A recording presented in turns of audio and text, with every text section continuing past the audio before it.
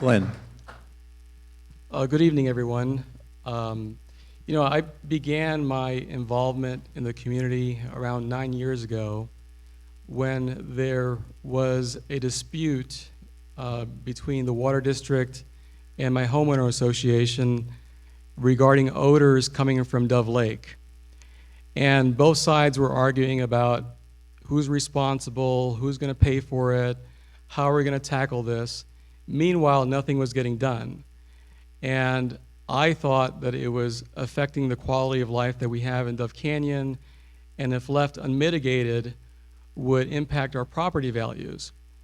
And so I couldn't sit idle and let this continue. I got the key people together. We started talking, developing a trust and a partnership that resulted in an agreement that was in the front page of Trabuco Canyon News. And the benefits of those efforts are still here today. In fact, in 2011, when heavy rains caused a slope failure in Dove Canyon and a mudslide that went down Bell Canyon Road and impacted the homes at the end, it was our water district crews that were out there before dawn clearing the way so that the emergency vehicles can come through and do their thing. Now, to me, that is the ultimate in a public agency being there to serve the community and truly a partnership. And it's this desire to make a difference and make our community better is why I'm here today. Thanks, Glenn, explain the circumstances where city funds could be used for HOA private property as it relates to public use. There are, there are gated communities in Dove Canyon. There are private communities.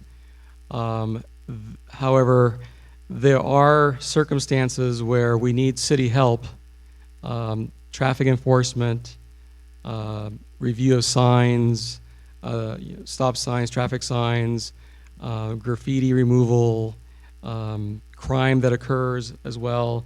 So at times we need staff from the city to be there and help resolve these problems and get the attention of the police services so that we can affect change.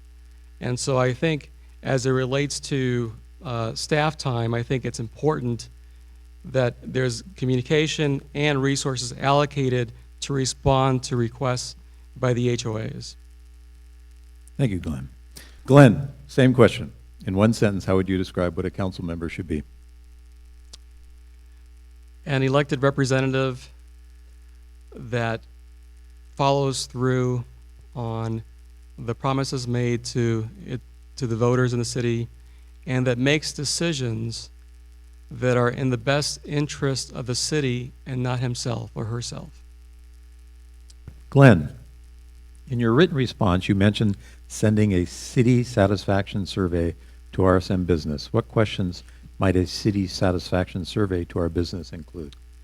The goal would be to solicit ideas for from businesses about how their permitting process went, how it can be improved, how their experience has been being an owner and an operator of a business in our city. Sometimes you get really great ideas from those that actually are in business in our city. And we can use those ideas to improve the process for new businesses coming in. And on top of that, I think that we should, because Rancho is really a great place to live and do business, is to showcase that in a website that markets our city to those that are unaware of where we are, what we're about. And it's an opportunity to present demographic information to businesses, to map out our city, where there are empty parcels, where there are opportunities to come in and fill a building. So I think we need to do a better job in marketing ourselves and really putting out a welcome mat to the Southern California, anywhere else, through a website. And I think that would be a start. Glenn, what do you see the role of a Citizens Advisory Committee to be, advisory or receive information? Advisory. And just to expand on how I see Chiquita Ridge unfolding, I see it as three parts. The open space part, where Chiquita Ridge as a whole is 92 acres, almost half of that is going to be open space. And it could be more depending on the soil analyses that are done to see if some of those acres can be developed. If not, they'll be added to the open space. The other component are the sports fields. And there is an opportunity to have great soccer fields, have great baseball parks, and the big dilemma is how to finance that so that we maintain prosperity and get these new fields for our kids. And that's where the third component comes in, the part that is developed. And so we need to generate enough revenue from that development to pay for the sports fields. And there are several ideas out there. I think Acosta would be a possibility.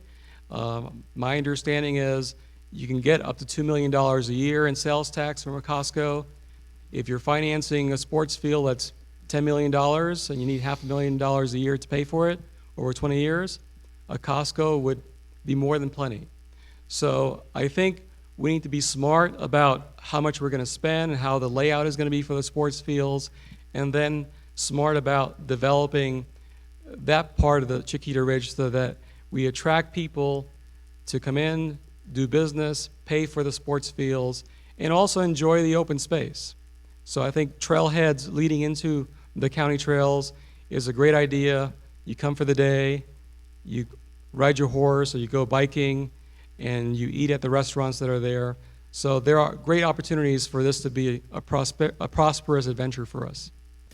All right, so we're going to move on now to Section 2, City Council, and we're going to move to Question 2. What is the most effective way to evaluate city contract services? Glenn, you're up. In your response, you focus on law enforcement. Other than law enforcement, what other contract city services should be evaluated by the city? I think there should be a periodic evaluation of all the services that we contract out and to look at whether we're getting the best bang for the buck and what the quality of service is, what the expense, when you benchmark it against other cities, what it looks like.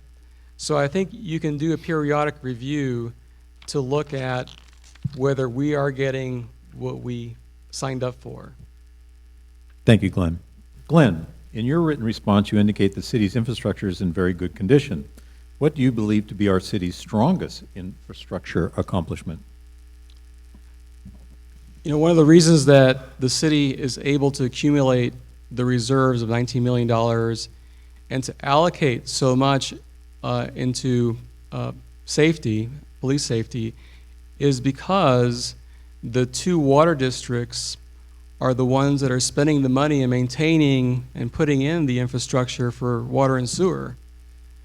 So they really do an exceptional job of looking at the needs, what the aging infrastructure, what needs to be replaced.